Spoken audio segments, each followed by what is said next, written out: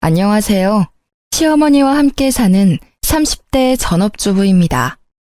주변 지인들에게 시어머니와 함께 산다고 하면 다들 힘들겠다고 하며 안쓰러운 눈빛을 보내더라고요. 솔직히 친정엄마랑 같이 살다가도 싸우는데 시어머니와 같이 살면 불편한 점도 있긴 합니다. 무엇보다 삼시세끼 밥을 다 챙겨드리기가 쉽지는 않아요. 그래도 함께하는 게 싫지는 않네요. 사실 처음부터 시어머니와 저 사이가 좋았던 건 아닙니다. 결혼 후 처음으로 시댁 가던 날 시어머니는 아주 못마땅한 표정을 지으셨어요. 나는 네가 승무원이라 집에 자주 없어서 우리 아들이 걱정된다. 너가 해외에 있더라도 우리 아들 잘 챙겨. 엄마, 내가 무슨 한두 살 먹은 어린애야? 희연이가 날 낳은 것도 아닌데 얘가 날 왜 챙겨? 난 내가 알아서 잘하니까 괜히 희연이한테 그런 소리 하지 마. 변호사라는 직업이 얼마나 힘든 일이야. 재판하고 하는 게 얼마나 정신적인 스트레스인데. 그래서 일 안 하고 집에서 너만 내조할 며느리를 구하고 싶었는데, 에휴. 요새 같은 세상에 그런 이야기하면 밖에서 욕먹어요. 그리고 나 못지않게 스튜어디스도 스트레스 많이 받아요. 요새 비행기에 진상 부리는 손님이 얼마나 많다고. 그리고 불편한 유니폼 입고 몇 시간씩 비행기에서 서서 일하는 게 얼마나 어렵다고. 나는 그나마 앉아서라도 일하지. 솔직히 그렇게 따지면 나보다 희연이가 더 힘들다고. 유니폼 이야기 나와서 말인데 나는 솔직히 너가 다리 훤히 내놓고 몸에 다 드러낸 옷 입고 일하는 게 싫다. 꼴사납게 그게 뭐니? 어머니 눈에는 변호사인 승준 씨보다 스튜어디스인 제가 못나 보일 수 있지만요. 저는 제 일에 자부심을 느끼고 아주 즐겁게 일하고 있어요. 그리고 유니폼이 치마라서 어쩔 수 없이 다리를 보여야 하는 건 사실이지만 남들 눈이 찌푸려질 정도로 짧거나 보기 흉한 건 아니잖아요. 그렇게 따지면 여학생들 교복도 치마가 아닌 바지로 바꿔야죠. 안 그래요? 너 아주 당돌하구나. 어디서 시어미한테 말대답이야? 엄마가 먼저 희연이한테 유니폼이 꼴사납다고 했잖아. 왜 갑자기 희연이 직업 가지고 트집을 잡냐고요? 결혼식까지 다 올리고 혼인신고까지 다 이 마당에. 못난 놈, 여자 치마폭에 쌓여서 아주 정신을 못 차리는구나. 내가 너를 그렇게 키웠어? 아주 희연이 전연이 내 아들 제대로 훈련왔어. 이승준, 너가 이러면 이럴수록 나는 희연이를 더 괴롭게 할 거다. 다시는 내 앞에서 희연이 편들지 마. 시어머니는 남편에게 화를 버럭 내고는 방에 들어갔습니다. 시어머니 뒷모습을 보니 앞으로 결혼 생활이 심히 걱정되었어요. 역시나 시어머니는 틈만 나면 제게 시어머니 노릇을 하려고 시도했습니다. 어쩌다 한 번씩 시댁에 가면 주방 일은 당연하다는 듯이 다 제 몫이었고 남편 잘 챙기라는 잔소리를 들어야만 했어요. 그나마 다행인 건 스튜어디스 업무 특성상 명절이라고 쉬는 게 아니었고 스케줄도 일정하지가 않아서 시어머니를 자주 보지 못했습니다. 그래서 힘들고 기분 상해도 그냥 참고 있었어요. 자주 보는 사이도 아닌데 굳이 싸울 필요는 없잖아요. 무엇보다 남편이 중간 역할을 잘해줘서 제가 굳이 시어머니와 다툴 일이 없었답니다. 그러던 어느 날이었어요. 막 비행을 마치고 사무실에서 쉬는데 시어머니한테 전화가 왔습니다. 너는 며느리란 게 얼굴 보기도 힘드냐? 남들은 며느리랑 손잡고 쇼핑도 가고 영화도 보러 가고 맛있는 음식 먹으러 간다던데 나는 이게 뭐냐?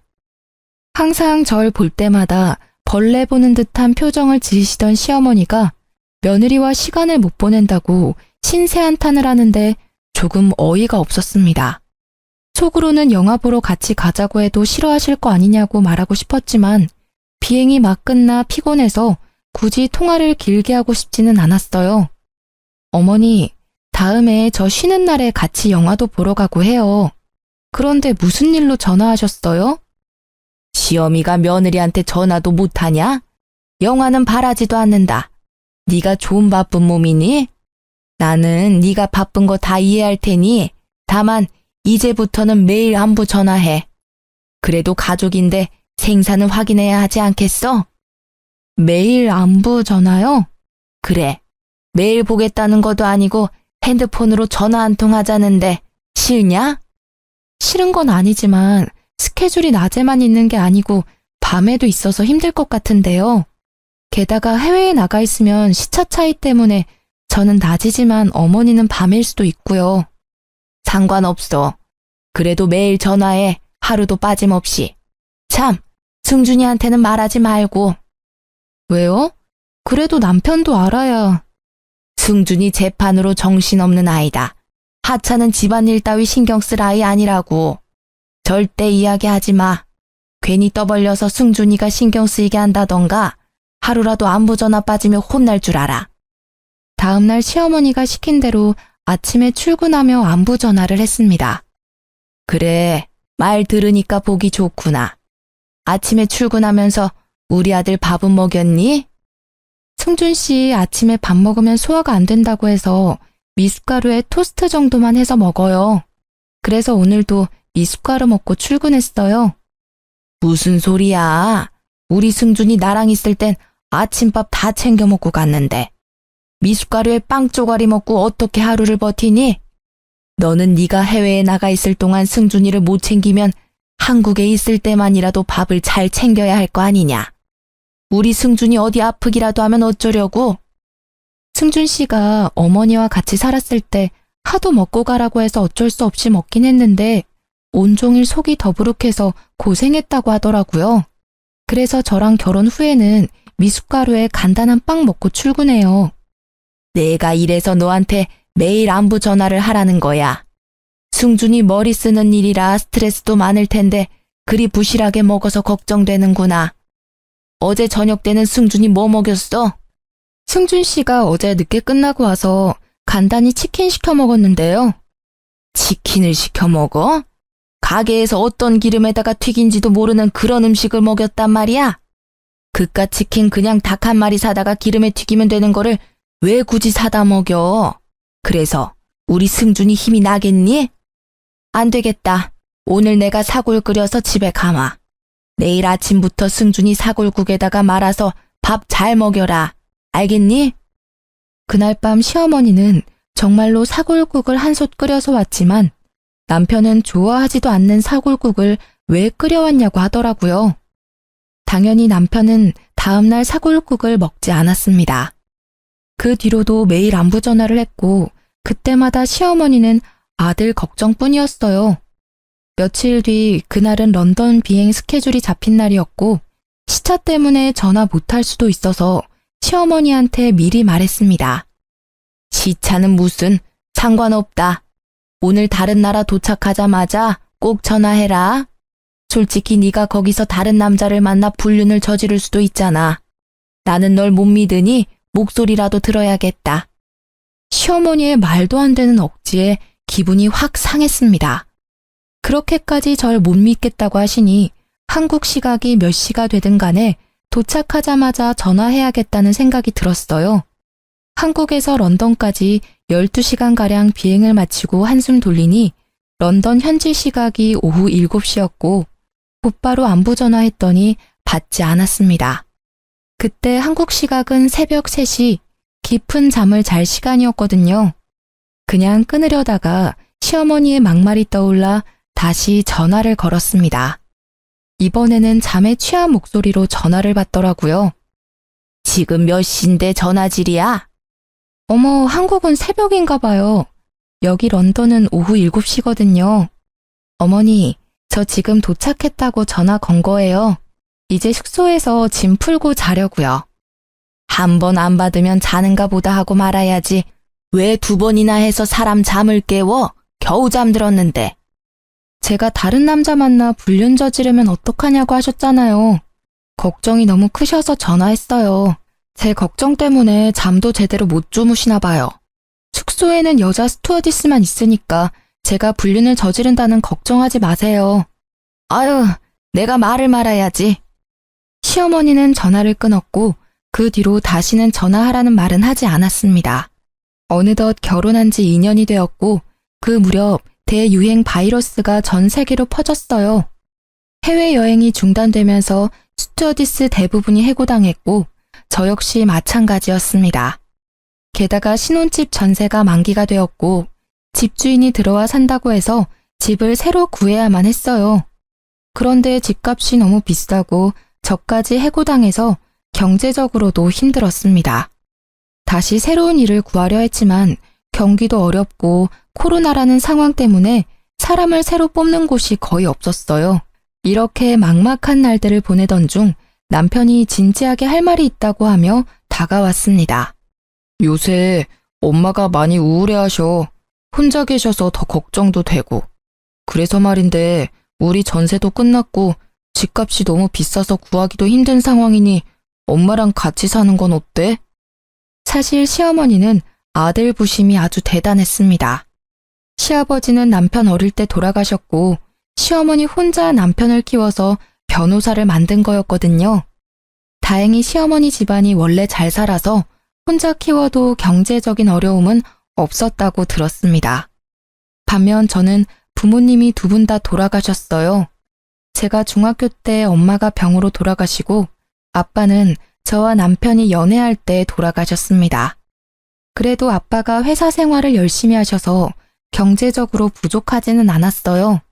이렇게 부모님이 두 분 다 계시지 않고 제가 남편처럼 사짜 가진 직업을 가지지 못해서 시어머니는 계속 절 탐탁지 않게 생각했거든요.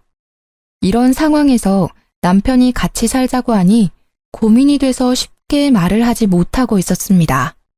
물론 당신이 힘들기는 하겠지만 내가 중간 역할 잘할게.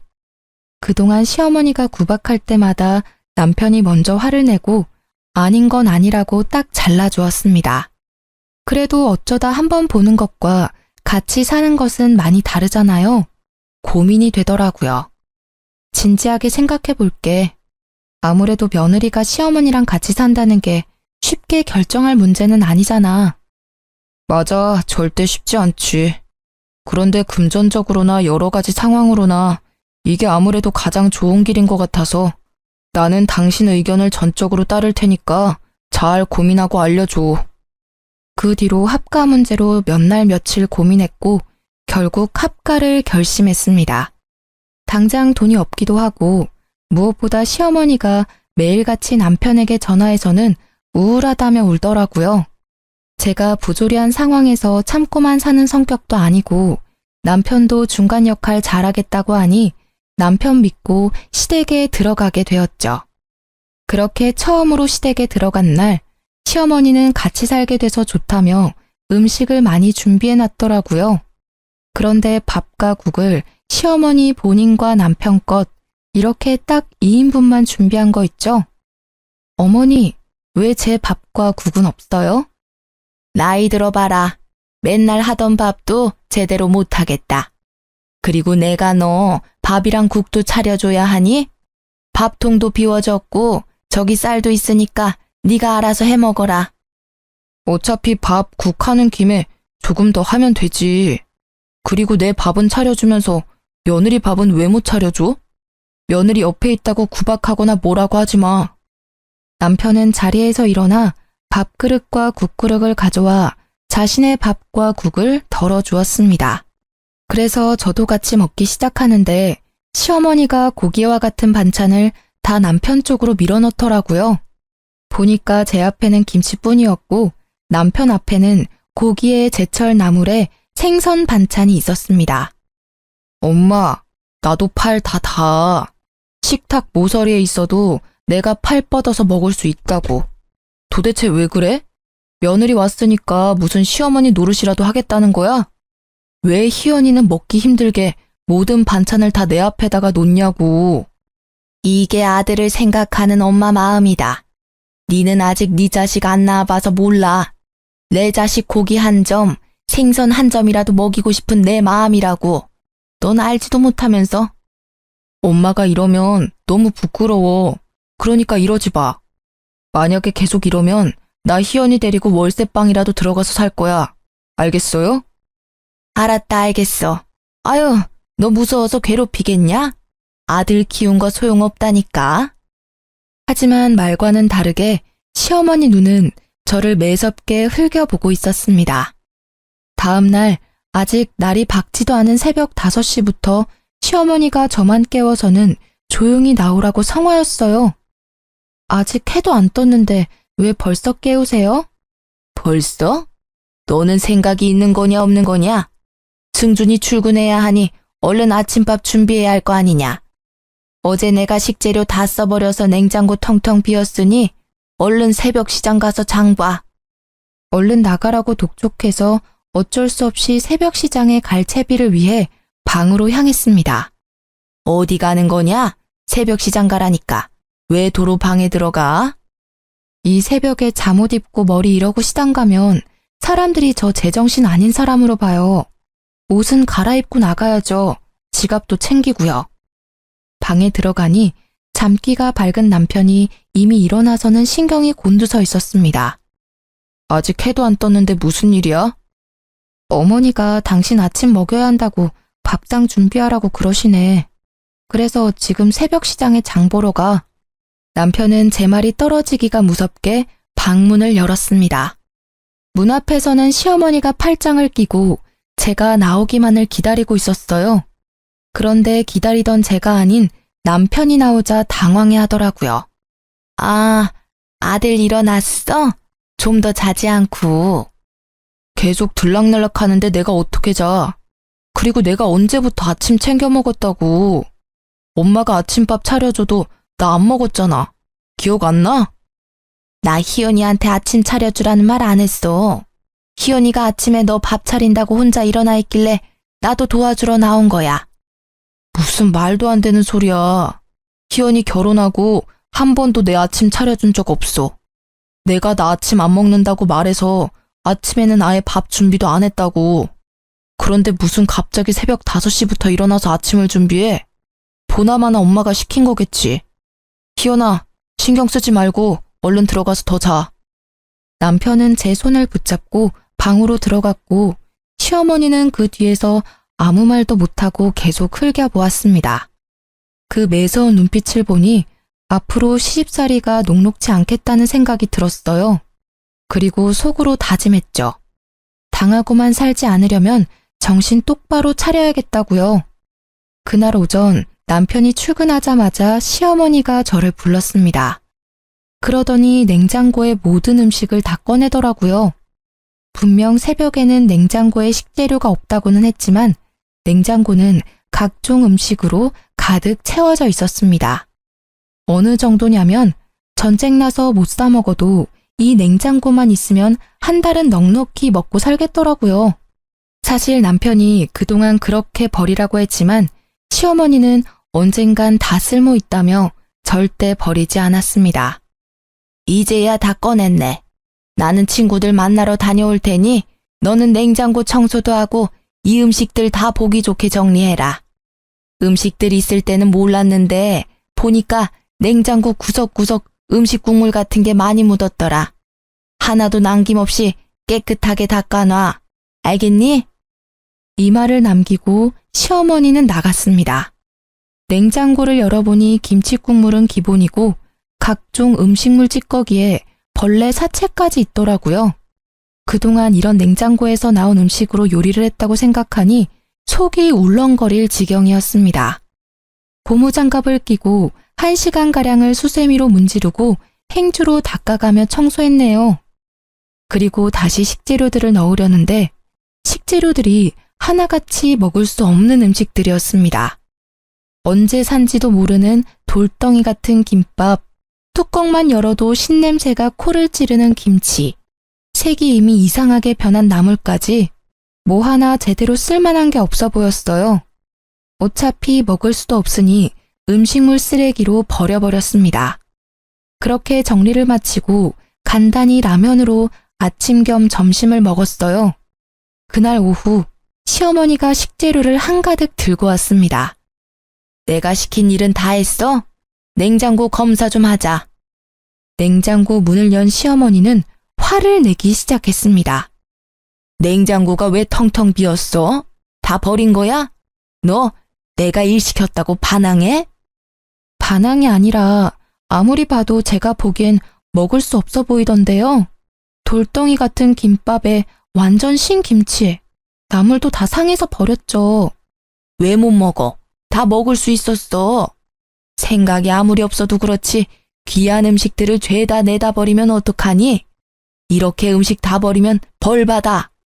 상하고 오래된 음식을 누가 먹어요? 그거 먹었다가는 식중독 걸리고 장염 걸려요. 절대 먹으면 안 된다고요. 야, 너보다 내가 더 요리 많이 했어. 내가 더 잘한다고. 그런 음식 먹어도 괜찮아. 안 죽어. 시어머니가 한창 제게 일장 연설을 하고 있는데 남편이 집에 들어왔습니다. 그런데 남편이 들어오는 소리에 시어머니가 목소리가 싹 변하더라고요. 얘야, 아무리 그런다고 그걸 다 버리면 어쩌니? 다 먹을 수 있는 음식이었는데. 그러니까 내가 같이 하자고 했잖아. 다음에는 힘들게 혼자 하지 말렴. 우리 아들 왔니? 오늘도 고생했다. 불과 몇 초 전까지만 해도 절 쥐잡듯이 잡던 시어머니가 갑자기 나긋해지는데 뮤지컬 지킬 앤 하이드의 한 장면을 보는 줄 알았습니다. 무슨 일이야? 부엌에서 뭐 했어? 내가 잠깐 외출한 사이에 기특하게도 희연이가 냉장고 청소를 다 해놨지 뭐니. 그런데 다 쓸모있는 식재료였는데 다 버렸어. 그래서 잠깐 얘기 좀 하고 있었단다. 드디어 다 버렸어? 나도 너무 오래된 음식들이 많아서 다 정리하고 싶었는데 잘 됐네. 여보, 오늘 너무 고생했어. 냉장고에 먹거리도 없으니까 오늘 외식하자. 외식하자고? 그냥 집에서 해먹지. 뭐 안 그래도 내가 집에 오는 길에 장도 다 봐왔어. 그냥 장 본 거로 해서 먹자. 희연이랑 나랑 우리 아들 좋아하는 구절판에 갈비찜 하려고 했는데. 오늘 희연이 고생했잖아. 그리고 지금 손이 많이 가는 구절판을 하면 언제 먹고 언제 치워? 그냥 오늘 장 본 건 내일이나 다음에 먹고 오늘은 외식해요. 여보, 가자.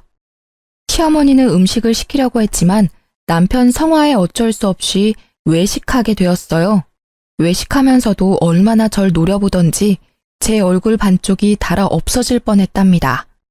그 뒤로 저와 시어머니는 언제 폭발할지 모르는 아슬아슬한 시간을 보내고 있었어요. 아무래도 시어머니와 붙어있는 시간이 많다 보니 힘들었고 조금이라도 떨어져 있고자 일을 구하기 시작했습니다. 제가 가장 잘하고 좋아하는 게 영어여서 영어 강사 쪽으로 생각하고 수업하는 연습을 해보았어요. 영어 가르치는 게 쉬울 줄 알았는데 역시 말하는 것과 가르치는 것은 달랐습니다. 이대로는 안 되겠다 싶어 목걸이형 녹음기를 사서 녹음 버튼을 눌러 강의하는 연습을 했어요. 중간중간 제 목소리를 들으며 목소리 톤이나 강의가 어떤지 스스로 평가하고 있었습니다. 한창 연습 중인데 시어머니가 부르길래 가보니 엊그제 세탁한 두꺼운 이불을 화장실 욕조에 넣고 물 뿌리고 있더라고요. 어머니, 엊그제 세탁한 이불을 왜 욕조에 넣고 계세요? 뭐 하긴 이불 빨래 해야지. 나는 늙어서 다리 힘이 없으니까 네가 좀 밟아라. 세탁한 지 얼마 되지도 않았는데 이걸 왜 또 빨아요? 그리고 요새는 세탁소에서 이불 빨래도 잘해주는데. 집에서도 충분히 빨래할 수 있는데 쓸데없이 돈을 왜 쓰니? 그리고 엊그제 세탁했지만 냄새 나면 다시 해야지. 얼른 빨래하고 옥상에다가 널어놔. 이불이 이미 흠뻑 젖어 있어서 누군가 다시 빨래해야만 하는 상황이었습니다. 당연히 빨래할 사람은 저였고요. 그렇게 생각지도 못하게 이불을 밟은 지 1시간이나 지났으려나요? 시어머니가 또 저를 불렀습니다. 이불 빨래는 조금 있다가 하고 밥부터 해라. 배고프구나. 거실에서 TV만 보고 있던 시어머니가 직접 하셔도 될 듯한데 굳이 밥을 차리라고 하셨습니다. 속에서 팔팔 끓는 분노를 참으며 부엌으로 가 음식을 준비했어요. 다행히 밑반찬이 꽤 있었고 점심때 한밥이 꽤 많아서 금세 상을 차릴 수 있었습니다. 상을 차리고 시어머니와 같이 먹으려고 자리에 앉으니 제 수저를 치워버리는 게 아니겠어요. 너는 지금 이불 빨래 해야지 어디 앉아서 밥을 먹으려고 해. 지금 한가하게 밥 먹을 시간이 있어? 안 그래도 갑자기 이불 빨래를 시켜서 짜증났는데 이 소리까지 들으니 기분이 더 좋지 않았고 밥맛도 뚝 떨어졌습니다.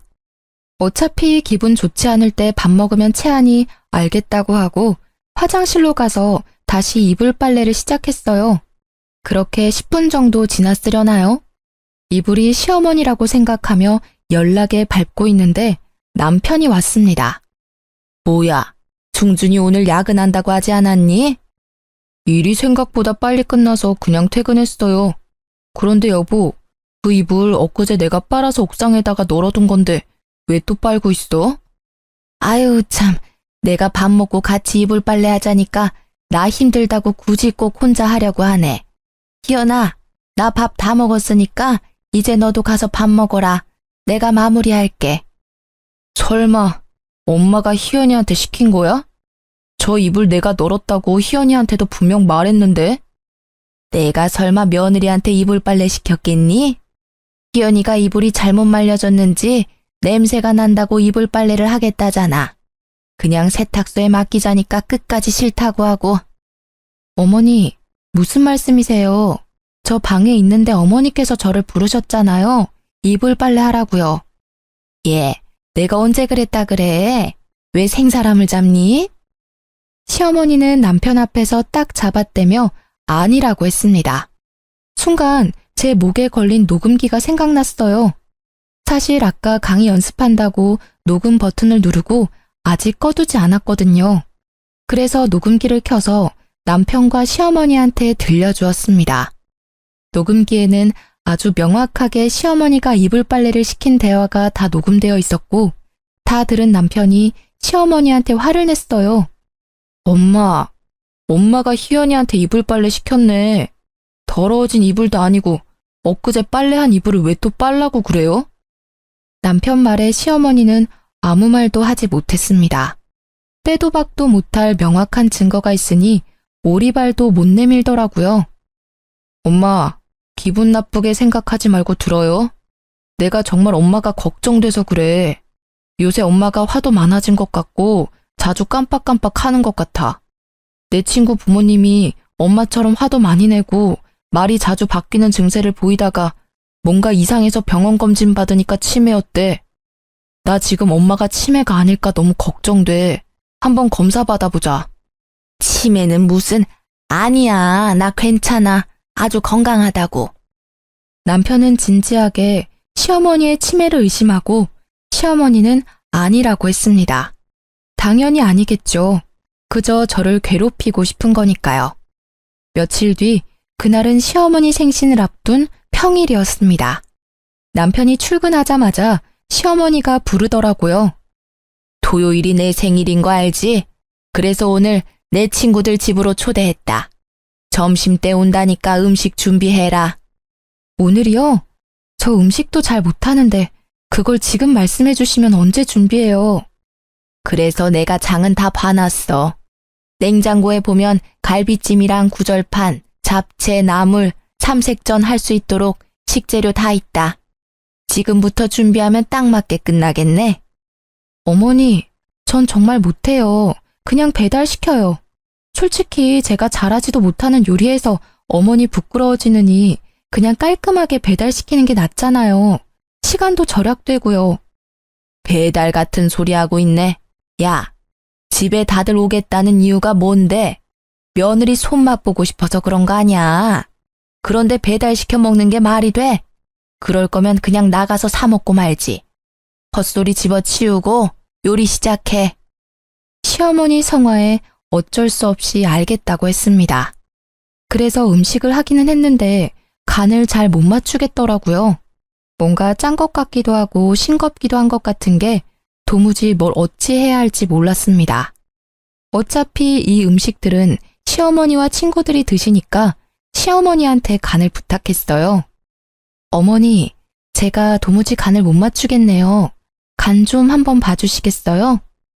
너는 전업주부라는 애가 기본적인 간도 못 보면 쓰냐? 갈비찜에는 간장 좀 더 넣고 나물에는 소금 좀 더 넣어라. 그리고 국은 또 왜 이리 짜? 물 좀 더 넣어. 잠시 후 시어머니 친구들이 집에 왔고 긴장되는 마음으로 상을 차렸습니다. 걱정이 되긴 했지만 시어머니가 간을 봤으니 괜찮으리라 생각했어요. 그런데 한 입씩 맛보던 시어머니 친구들이 오묘한 표정을 지었습니다. 갈비찜은 좀 짜네. 국은 또 싱겁고. 음식이 왜 이러지? 그래? 맛이 좀 이상하긴 하네. 얘, 너 도대체 간을 어떻게 한 거야? 전업주부가 이깟 간 하나 맛깔나게 못 맞추면 뭐하러 사니? 똑바로 못해? 시어머니는 친구들 말에 민망했는지 괜히 큰 소리를 내셨고 아침부터 열심히 일했지만 오히려 욕만 얻어먹은 저는 화가 났습니다. 이거 다 어머니가 직접 간 보신 거잖아요. 저는 어머니가 하라는 대로 했는데요. 뭐야? 네가 잘못해놓고 왜 나한테 뒤집어 씌워? 뒤집어 씌우는 게 아니라 맞는 말을 한 것뿐이에요. 저는 애초에 음식 잘 못한다고 했고 그래서 어머니가 직접 간을 보신 거잖아요. 이 년이 지금 어른들 앞에서 두 눈 똑바로 뜨고 대들어? 시어머니는 화를 이기지 못하고 식탁에 있던 구절판과 갈비찜을 그대로 저한테 부어버렸습니다. 다행히 갈비찜이 뜨겁지는 않았지만 갈비찜 소스가 눈에 들어가서 눈이 따가웠어요. 그래서 눈도 제대로 못 뜨고 걷다가 실수로 국을 시어머니 친구의 옷에 쏟아버렸습니다. 야, 너 정신 안 차려? 어떻게 내 친구 옷에 국을 쏟아? 어머니가 갈비찜을 제 얼굴에 부어서 그러는 거잖아요. 그러게 왜 갈비찜을 붓고 난리세요? 희자야, 이러다가 며느리 잡겠다. 난 괜찮으니까 신경 쓰지 말고 그만해. 아니야, 이런 버릇없는 년은 아주 혼쭐을 내야 해. 그만하라고. 이러면 내가 미안해지잖아. 며느리야, 난 괜찮으니 신경 쓰지 말고 일단 너 얼굴 먼저 닦아라. 아니다, 우리 그냥 돌아가야겠어. 오늘은 날이 아닌 것 같네. 희자야, 우리 다음에 따로 보자. 결국 시어머니 친구들은 집에 가버리고 시어머니는 불같이 화를 냈어요. 그깟 갈비찜 소스 눈에 좀 들어갔다고 그렇게 생난리야? 너 때문에 내 친구들 기분 다 상해서 갔잖아. 내가 못 살아. 요리도 못해, 성격도 안 좋아. 이딴 거를 내가 며느리로 뒀다. 아이고, 내 팔자야. 얼른 이거나 다 치워. 갈비찜 소스를 뒤집어 쓴 저는 일단 씻고 싶은 마음에 화장실로 가니 시어머니가 부엌부터 치우라고 난리였습니다. 그때 회사에 간 남편이 중요한 서류를 두고 왔다면서 집에 왔어요. 그런데 부엌은 난리가 났고 저는 음식물을 뒤집어 쓰고 있으니 남편이 깜짝 놀라 비명을 지르더라고요. 이게 어찌된 일인지 물었습니다. 집안 꼴이 왜 이래? 당신은 왜 갈비찜을 뒤집어 쓰고 있어? 방금 어머니 친구들이 왔다 가셨는데 어머니가 승준아, 내가 늙어서 그런지 손에 힘이 없지 뭐니. 그래서 내가 그릇을 놓쳐서 갈비찜을 우리 며느리 머리에 엎어버렸어. 희연이 놀랐지? 내가 정말 미안하다. 키가 150인 엄마가 160인 희연이 머리에 갈비찜을 엎었다고? 그것도 그릇을 놓쳐서? 남편은 고개를 갸우뚱하더니 부엌 구석으로 갔습니다. 사실 남편은 일이 바빠서 집에 자주 오지 못하는데 치매 의심 증상이 있는 시어머니를 옆에서 볼 수 없으니 걱정이 많았어요. 그래서 시어머니의 정확한 상태를 파악하고자 집에 홈 CCTV를 설치했습니다. 남편이 미리 저에게 말해줘서 알고는 있었으나 시어머니한테는 절대 말하지 말라고 신신당부해서 저도 모른 척하고 있었죠. 다행히 시어머니는 부엌에 거의 오지 않아서 홈 CCTV가 있는지도 몰랐습니다. 남편은 부엌 구석에서 가져온 홈 CCTV를 보더니 걱정스러운 표정을 지었어요. 엄마, 아무래도 치매인 것 같아요. 병원에서 검사해야겠어요. 아니야, 나 치매 아니야. 나 아주 멀쩡하다고. 그런데 왜 이렇게 별일도 아닌데 화를 버럭대고 엄마가 희연이한테 갈비찜을 부었으면서 손에서 놓쳤다고 하면서 말을 바꿔요? 그건... 거봐, 제대로 말도 못하잖아. 치매가 죽을 병도 부끄러운 병도 아니니까 한번 검사라도 받아봐요. 검사 받아서 아니면 다행인 거고 진짜면 요양원이나 요양병원에 도움 받아서 치료하면 되잖아요. 요양원? 아니야. 난 절대 거기 못 가. 안 갈 거야. 사실 이때는 코로나가 유행했던 때라 한번 요양원에 가면 나오지 못하고 얼굴도 보지 못할 때였습니다. 게다가 시어머니 친구 중에 한 분이 요양원에서 돌아가셨는데 코로나도 걸려서 제대로 된 장례식도 못 치렀어요. 그래서 시어머니는 절대로 요양원은 못 간다고 했고 남편은 상태가 심각하다고 가야 한다고 했죠. 한참을 이야기하다가 일단 남편은 다시 사무실로 갔고 시어머니는 홈 CCTV를 부셔버렸습니다. 너는 이딴 게 있다는 걸 왜 이야기 안 했어? 아니에요. 저도 이게 있는지 몰랐어요. 승준 씨가 혼자 생각해서 한 일인걸요. 물론 알았지만 남편이 시켰던 대로 몰랐다고 딱 잡아댔습니다. 며칠 뒤 토요일, 그날은 시어머니 생신이었고 선물로 고급스러운 스카프를 준비했어요. 그리고 새벽부터 생일상을 차리려는데 남편이 본인 엄마 생신이니 본인도 같이 하겠다고 하더라고요. 사실 요리하는 걸 좋아하는 남편인지라 저는 밑재료만 준비하고 실질적으로 미역국을 끓이고 간을 맞춘 건 남편이었습니다. 우리는 오붓하게 같이 요리하며 생일상을 차리고선 시어머니를 깨웠어요. 시어머니는 상에 차려진 미역국을 한술 뜨더니 숟가락을 딱 내려놓았습니다. 희연아, 국 간이 이게 뭐니? 이게 미역국이니? 그냥 미역이랑 물 섞어 놓은 거지. 아직도 간을 이렇게 못 맞추니? 엄마, 국 이상해? 이거 내가 한 건데. 네가? 네가 왜 내 미역국을 끓여? 엄마 생일이니까 아들인 내가 끓였지. 원래 매년 엄마 생일 때마다 내가 미역국 끓였잖아. 기억 안 나요? 그때야 희연이 제가 해외 나가 있을 때고 지금은 며느리가 집에 있는데 네가 왜 내 미역국을 끓여? 당연히 며느리가 끓여야지. 김희연, 너 설마 내 미역국 끓이기 귀찮아서 우리 아들 시켰어? 아니에요, 어머니. 저는 혼자 준비하려고 했는데 승준 씨가 굳이 같이 하겠다고 해서요.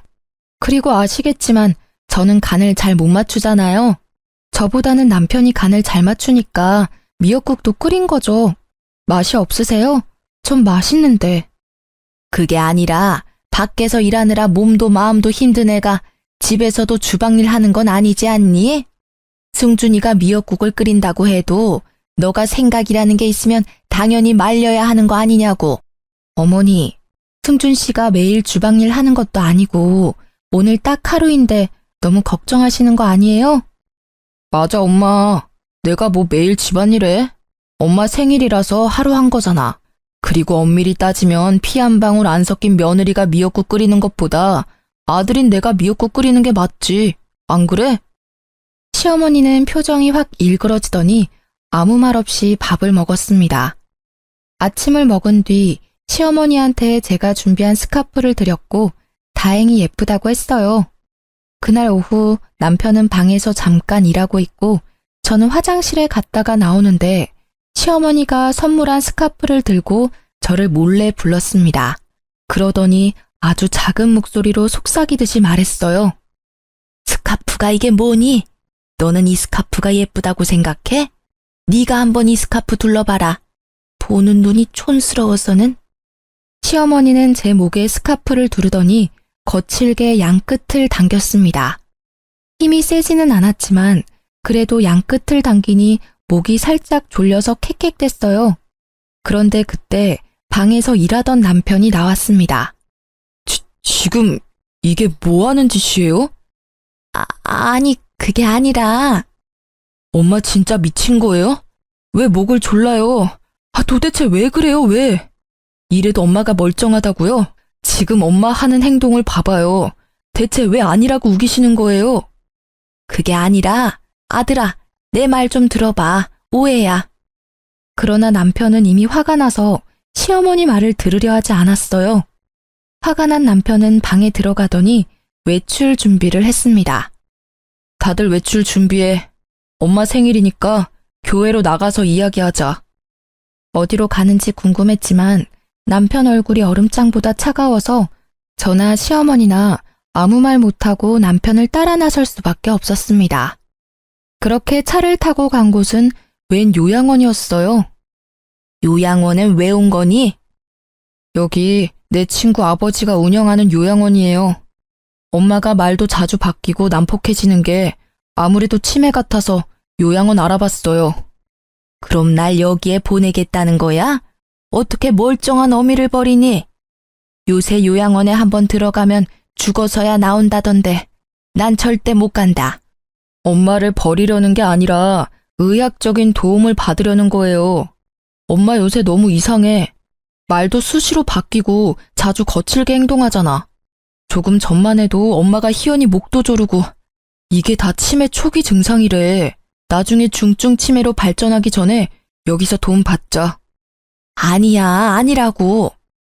그럼 도대체 요새 왜 그러는 건데? 이유가 뭐예요? 아이고, 답답해라. 그래, 나 사실 희연이가 싫었다. 하나뿐인 남편과도 같은 내 아들 승준이를 가져갔다는 생각에 일부러 구박한 거야. 말 바뀌었던 거, 희연이에게 거칠게 대했던 거는 희연이가 싫어서 그랬던 거지 정신이 이상해서 그런 건 아니었어. 남편은 이 이야기를 듣고 깊은 한숨을 내쉬었습니다. 엄마, 아무리 그래도 내가 선택한 내 여자야. 나는 이제 엄마 아들이기 전에 희연이 남편이라고. 엄마가 이러면 나는 너무 힘들어지고 엄마와 따로 살 수밖에 없어요. 솔직히 며느리가 시어머니 모시고 사는 거 쉽지 않잖아요. 그런데 그 힘든 일을 군말 없이 희연이가 해줬어. 나는 희연이 아니었으면 이렇게 엄마랑 같이 못 살았을 거야. 그러니까 구박하지 말고 잘 좀 해줘. 만약에 또 이러면 나는 이제 엄마 안 보고 살 수밖에 없어요. 이 말을 마친 남편 눈에서 눈물이 한 방울 툭 떨어졌습니다. 강직하던 남편 눈물에 시어머니도 깜짝 놀랐는지 다시는 그러지 않겠다고 약속했어요. 그 뒤로 시어머니는 저를 괴롭히지 않았고 평화로운 1년이 지났습니다. 저는 영어 강사로 취업했고 남편 변호사 사무실은 더 잘 되고 있었어요. 시어머니도 운동과 취미 활동을 하며 건강히 생활하고 계십니다. 그리고 지난주 시어머니 생신이 있었어요. 이번에는 남편이 일이 많아 새벽부터 저 혼자 시어머니 생일상을 차렸습니다. 이걸 너 혼자 다 차린 거니? 정말 고생 많았다. 고맙게 잘 먹으마. 불과 1년 전까지만 해도 음식 못한다고 그렇게 구박하셨는데 이렇게 고맙다고 말씀해 주시니까 너무 좋은데요. 얘는 부끄럽게 지나간 일은 왜 꺼내니? 희연아, 내가 그동안 너한테 내색은 안 했지만 나랑 같이 살아줘서 정말 고맙다. 어머니, 갑자기 왜 그런 이야기를 하세요? 낯간지러워요. 사실 친하게 지내던 친구 하나가 있는데 그 집 아들 며느리가 멀쩡한데도 그 친구를 요양원에 강제로 입소시켰대. 가끔 나랑 통화하는데 너무 억울해하고 힘들어하고 있더라. 그런 모습을 보니까 이렇게 아들 며느리와 함께 사는 게 얼마나 행복하고 감사한 일인지 느꼈단다. 우리 앞으로 친정엄마와 딸 사이까지는 못하더라도 친한 친척처럼 잘 지내보자. 제 손까지 붙잡으시며 진심으로 말씀하시는데 어지간하면 감동받지 않는데도 눈물이 찔끔 나오더라고요. 그리고 그때 결심했습니다. 시어머니를 진짜 친정엄마처럼 모시고 살기로요. 그날 시어머니와 저는 아주 행복하게 웃으며 세상에서 가장 맛있는 식사를 했네요. 저와 시어머니가 서로 마주보고 편안하게 밥을 먹기까지는 남편 도움이 참 컸습니다. 사실 여기 사연 들어보면 남편이 중간 역할을 못해서 결국 이혼까지 가는 부부가 참 많잖아요. 그런데 남편이 온전히 믿어준 덕분에 시어머니와 함께 살 수 있게 된 듯합니다. 본인도 힘들었을 텐데 중간 역할을 듬직하게 잘해준 제 남편, 승준 씨에게 너무 고맙네요. 이제는 시어머니를 제 친정엄마라 생각하고 극진히 모시며 남은 인생 즐겁게 살겠습니다. 제 사연을 끝까지 들어주신 청취자 여러분도 항상 즐거운 일만 가득하시길 바라며 이야기를 마치려 합니다. 끝까지 들어주셔서 감사해요.